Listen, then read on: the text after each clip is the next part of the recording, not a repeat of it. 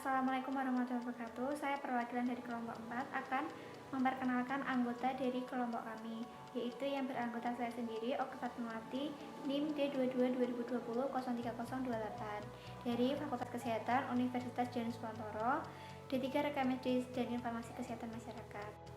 Berikut adalah anggota dari kelompok 4. Assalamualaikum warahmatullahi wabarakatuh. Perkenalkan, nama saya Avinda Oktavia Prastianing Tias dengan NIM D22-2020-03025 Prodi Rekam Medis Universitas Dianuswantoro Semarang. Assalamualaikum warahmatullahi wabarakatuh. Perkenalkan, nama saya Afiska Prasasti, NIM D22-2020-02997, jurusan D3 Rekam Medis dan Info Kesehatan.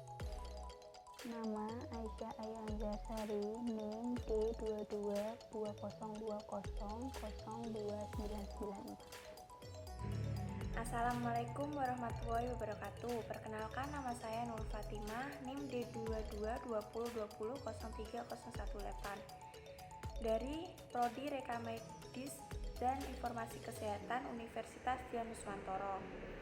Nama saya Anton Lukman Wijaya dengan NIM D22-2020-02998 dengan jurusan Rekam Medis Universitas Dianuswantoro.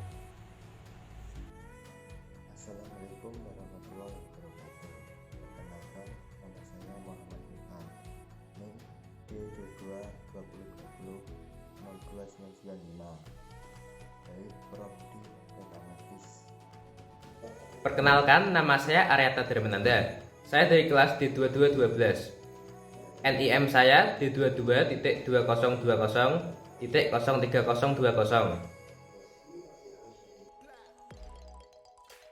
Akan menjelaskan bagaimana alur pendaftaran dari TPPRJ. Pertama, pasien datang untuk mengambil nomor antrian, lalu menunggu di ruang tunggu. Setelah itu kita memanggil sesuai nomor urut pasien. Setelah dipanggil, kita menanyakan kepada pasien apakah membawa KIB atau tidak. Jika tidak membawa, kita meminta KTP sebagai identitas. Untuk lebih mudah mencari KIUP di rak KIUP sesuai abjad nama pasien. Apabila pasien termasuk pasien baru, maka kita menanyakan KTP sebagai identitas untuk mengisi pada formulir penggunaan rekam medis rawat jalan KIB dan KIUP. Setelah KIUP ketemu, maka selanjutnya mencatatkan pasien ke dalam kartu peminjaman dokumen rekam medis ke bagian pilih. Setelah itu tanyakan kepada pasien masalah administrasi, apakah ia hendak menggunakan BPJS atau tidak. Jika menggunakan BPJS, maka mintalah kartu BPJS dan surat rujukan FK1. Selanjutnya kita menanyakan apa keluhan dari pasien tersebut dan mengantarkannya ke poli yang sesuai dengan penyakitnya. Misal, pasien menderita penyakit telinga, maka kita mengantarkan ke bagian poliklinik DHT. Kita mempersilahkan pasien menunggu di ruang tunggu. Setelah mengarahkan pasien, kita mengambil kartu penomoran dokumen rekam medis ke dalam tracer dan mengambil dokumen rekam medis sesuai penjajaran PDF dan nomor rekam medis. Terakhir, kita mendistribusikan dokumen rekam medis yang sudah kita ambil dari bagian filling ke poliklinik yang sesuai dari keluhan pasien tersebut. Kemudian mengembalikan KIUP ke dalam rak KIUP sesuai nama abjad pasien serta mencatat identitas pasien ke dalam buku. Selanjutnya, di sini saya akan menjelaskan tentang pasien baru dan pasien lama. Dalam pendaftaran, pasien akan ditanya kepada petugas sudah pernah berobat apa belum. Jika pasien belum pernah berobat, maka pasien dibuatkan KIB terlebih dahulu.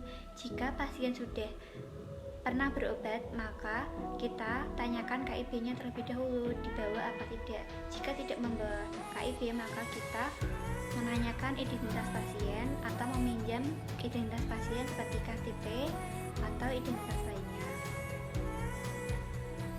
Setelah kita selesai mengisi KIP, KIUP, atau berkas-berkas lainnya dalam pendaftaran, lalu kita tanyakan tentang pembayaran pasien serta keluhan yang dialami pasien tersebut. Kemudian, mengarahkan pasien ke poli yang dituju dan petugas mengisikan buku register rawat jalan. Lalu petugas mencocokkan pendapatan register rawat jalan dan petugas mencatatkan di buku ekspedisi. 1. Terima dokumen rekam medis dan sensus harian dari petugas poliklinik setiap akhir pelayanan. 2. Cek assembling pada formulir poliklinik dan cek sensus harian sesuai kliniknya. 3. Serahkan dokumen rekam medis rawat jalan ke bagian coding. 4. Penetapan kode dengan menggunakan huruf atau angka yang mewakili komponen data. Mengkode penyakit menggunakan SID-10 dan SID-9. Cara menentukan kode penyakit. Pertama, menerima dokumen rawat jalan dari bagian assembling. Kedua, baca diagnosis yang akan dikode. Ketiga, buka SID-10 volume 3 untuk menentukan istilah. Keempat, baca dan ikuti petunjuk tanda baca yang tertera di buku SID-10 volume 3. 5. Buka SID-10 volume 1 untuk memeriksa kebenaran atau nomor kode. 6. Tulis nomor kode tersebut ke dalam kolom kode diagnosis. 7. Menentukan kode tindakan atau operasi. 8.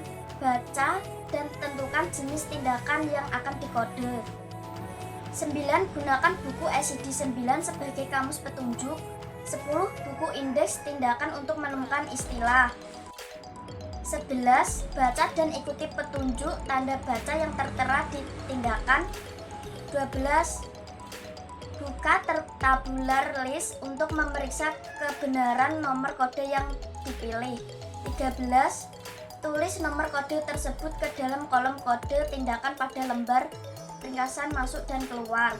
Alur dan prosedur filling. Dokumen-dokumen yang dibutuhkan yaitu ada kartu peminjam dokumen rekam medis, buku pendaftaran rawat jalan, buku penggunaan nomor rekam medis. Pengambilan dokumen rekam medis yang pertama, catat unit pemakaian pada buku peminjam dokumen rekam medis. Yang kedua, ambil dokumen rekam medis pada rak penyimpanan. Yang ketiga, distribusikan dokumen rekam medis. Yang keempat, pengembalian dokumen rekam medis. Yang kelima, dokumen rekam medis rawat inap. Yang keenam, menerima dokumen rekam medis dari petugas bangsal dengan buku ekspedisi. Yang ketujuh, tulis nomor rekam medis di buku dokumen penyimpanan rekam medis. Yang kedelapan, cocokkan jumlah dokumen yang diserahkan dengan buku ekspedisi. Yang kesembilan, mintakan tanda tangan petugas sebagai bukti serah terima. Yang ke-10, dokumen rekam medis rawat jalan dan gawat darurat. Yang ke-11, menerima dokumen rekam medis dari petugas poliklinik atau instalasi gawat darurat. Yang ke-12, cocokkan jumlah dokumen rekam medis yang akan diserahkan dengan buku ekspedisi. Yang ke-13, yang terakhir, mintakan tanda tangan petugas poli atau GD sebagai bukti serah terima. Alur pendaftaran TKPPI. Yang pertama, sapa pasien dengan tersenyum dan ramah. Yang kedua, menanyakan kebutuhan pasien. Yang ketiga, menanyakan apakah pasien sudah pernah datang. Yang keempat, menanyakan pasien apakah membawa KIP atau tidak. Yang kelima, pasien menyerahkan KIP dan surat rujukan. Keenam, catat KIPD di KPDRM. Ketujuh, lalu menanyakan administrasi pembayaran menggunakan BPJS atau umum. Lalu memberitahu bahwa pasien memiliki penyakit THT. Lalu menjelaskan tempat ruangan THT dan memberitahu tarifnya. lalu meminta persetujuan pasien untuk memilih ruangan yang kosong di bagian THT. Yang ke-8, lalu menjelaskan tarif kamar dan fasilitasnya. 9, lalu pasien suruh mengisi persetujuan pendaftaran rawat inap. Yang ke-10, lalu mengembalikan KIP dan mengingatkan pasien agar membawa KIP saat datang lagi. Lalu mengantar pasien ke bangsal yang sudah dipilih. Saya di sini akan menjelaskan tentang ruangan-ruangan yang ada di TPP RI dan prosedur-prosedurnya. Yang pertama, petugas itu akan memanggil terlebih dahulu pasien. Kemudian setelah pasien datang, kemudian petugas akan mengidentifikasinya dengan meminta kartu KIP atau kartu identitas. Setelah pasien teridentifikasi, kemudian petugas akan menjelaskan tentang ruangan-ruangan apa saja yang ada di TPP RI tersebut. Seperti misalnya ruangan yang paling tinggi itu ada ruangan VVIP, itu ruangan yang paling lengkap atau yang paling baik, dan itu harganya relatif mahal. Kemudian juga ada ruangan-ruangan yang lebih di bawahnya dari ruangan VVIP tersebut dengan harga yang relatif murah.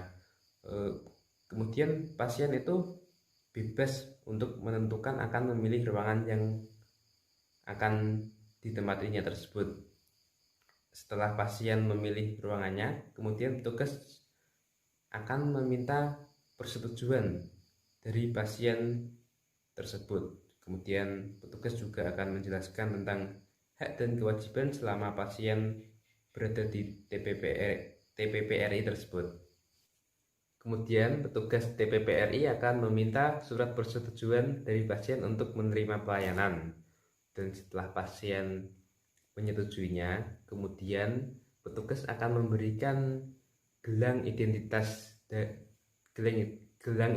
untuk pasien tersebut sebagai identitas dirinya. Setelah pasien menerima gelang identitas tersebut, kemudian pasien bisa menuju atau akan diantar oleh petugas untuk menuju ruangan yang telah disepakatinya tadi. Berikut ini adalah contoh surat rujukan yang diisi oleh petugas.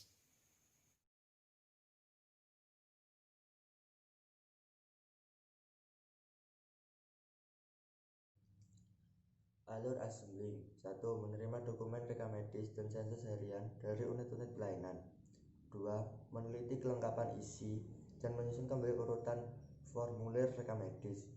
3. Mencatat dan mengendalikan dokumen rekam medis yang isinya belum lengkap. 4. Mengendalikan penggunaan formulir rekam medis. 5.